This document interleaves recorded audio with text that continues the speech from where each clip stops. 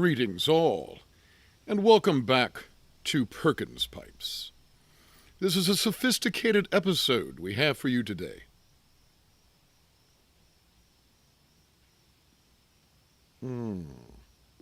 Yes, enjoying this wonderful Savinelli King's Cross Featherweight with some classic Prince Albert in the bowl. And you say, why is Steve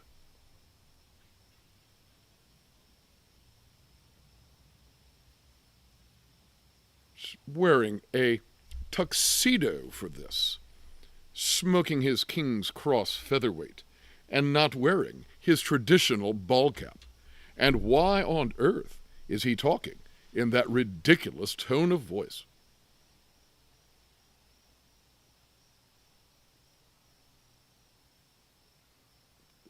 My friends, it's time we talked about something classic in American cinema.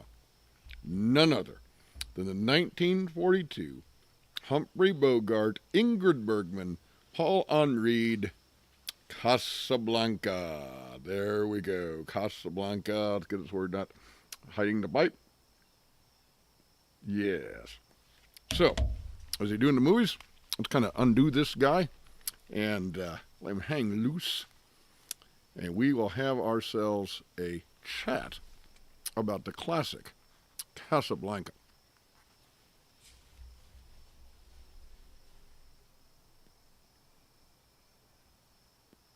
Now, really, if you're going to talk about a film like this, I got to say, you need an elegant pipe to go with it. This was the only choice, the King's Cross Featherweight by Savinelli.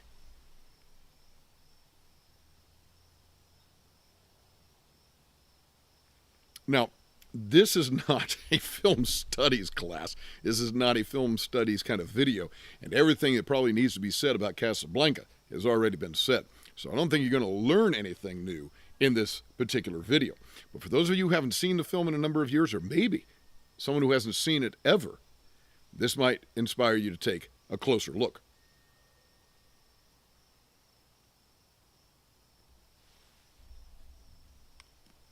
So, the DVD cover here says, winner of 3 Academy Awards, including Best Picture of 1943. Now, I want to hold this up here for just a moment. And more of what I love about this, it's the look of Humphrey Bogart and Ingrid Bergman.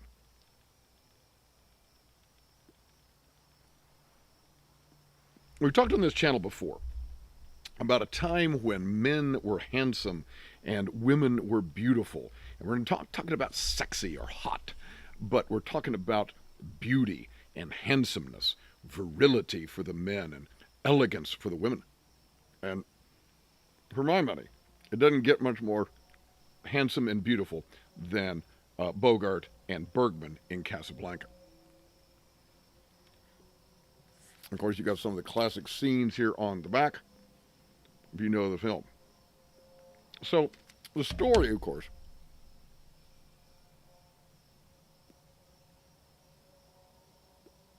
is that Humphrey Bogart is a cafe owner, a fellow named Rick in Casablanca, in North Africa. French-controlled North Africa, but the Nazis are involved, and this beautiful woman that Bogart has had a fling with some years before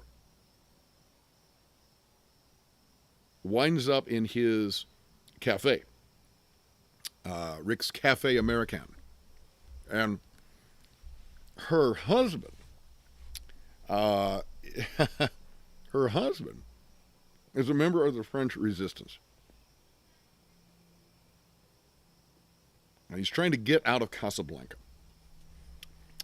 And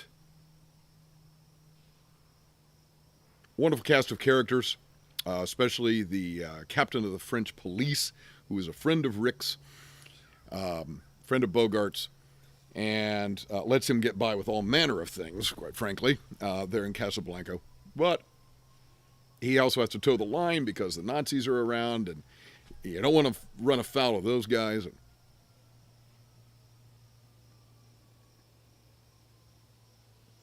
There are certainly some humorous scenes in this movie. It's not a comedy by any means, but there certainly are some humorous scenes in it, especially with the captain of the police. Louis Armstrong is in it, and you know it's got the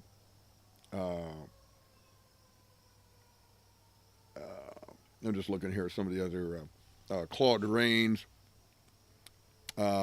Sidney Greenstreet, Peter Lorre. Well, it's got the classic song by Louis Armstrong called As Time Goes By. You must remember this. A kiss is just a kiss. A smile is just a smile. All that stuff, right? Beautiful song. You've heard it a million times over. You associate it mostly with the film Casablanca.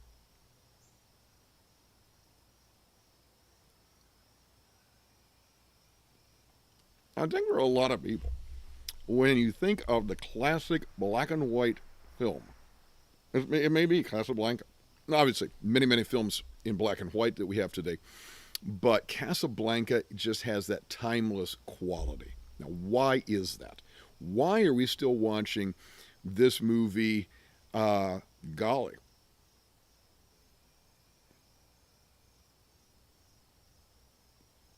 80 years later? Why are we still watching that film? Well, I think there's several reasons. One, you've got a love story. Most people enjoy a good love story. You've got drama in terms of classic villainy with the Nazis and people trying to escape them. But then I think you also got the love story set against such a horrible backdrop. Yes, even during the horrific time of World War II, people were still falling in love. And I think it's such a statement to,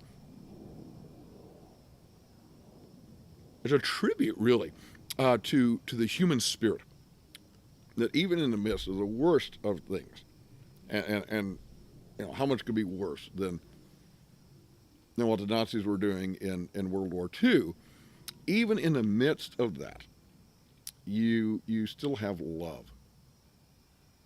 The greatest of these is love, says St. Paul, right? And of course, he's talking about the love between man and God. But let's be honest, this is romantic love, right?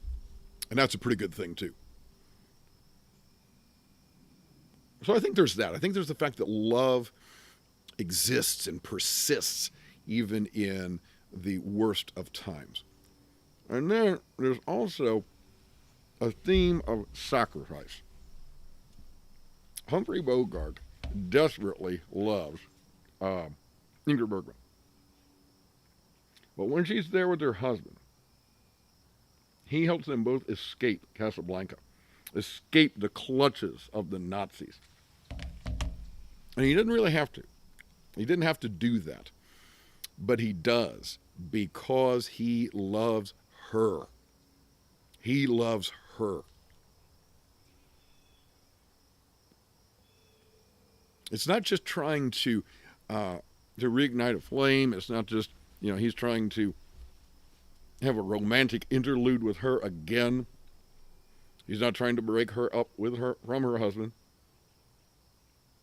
And you can understand a man like this saying, you know what, fine. We're done. We're over. I get that. You have your husband now. My life is taking a different path. But I'll be darned if I'm going to help you, or certainly help your husband. I think a lot of men would be like that. A lot of people would be like that. Women too. Would be bitter and angry at their personal loss. And that's why this is such a beautiful story. Because for Rick, Humphrey Bogart's character, it isn't just about him. Because he truly loves her. And love is an outward emotion. It's not inward. It's not just taking. Obviously, it is a taking, a reception of the other person's affection. And he certainly was grateful to receive her affection when they were in Paris together.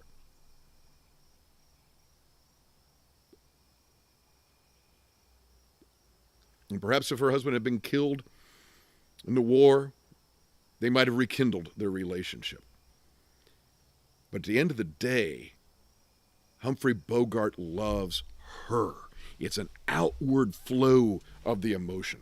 And because of that, even to his own loss and heartbreak, he's willing to help her and her husband escape. Folks, it's a timeless story, one of my absolute favorites, although I admit I haven't seen it in quite a while. But certainly one of the ones that we've owned on a DVD. In fact, I think I've owned this a couple of times.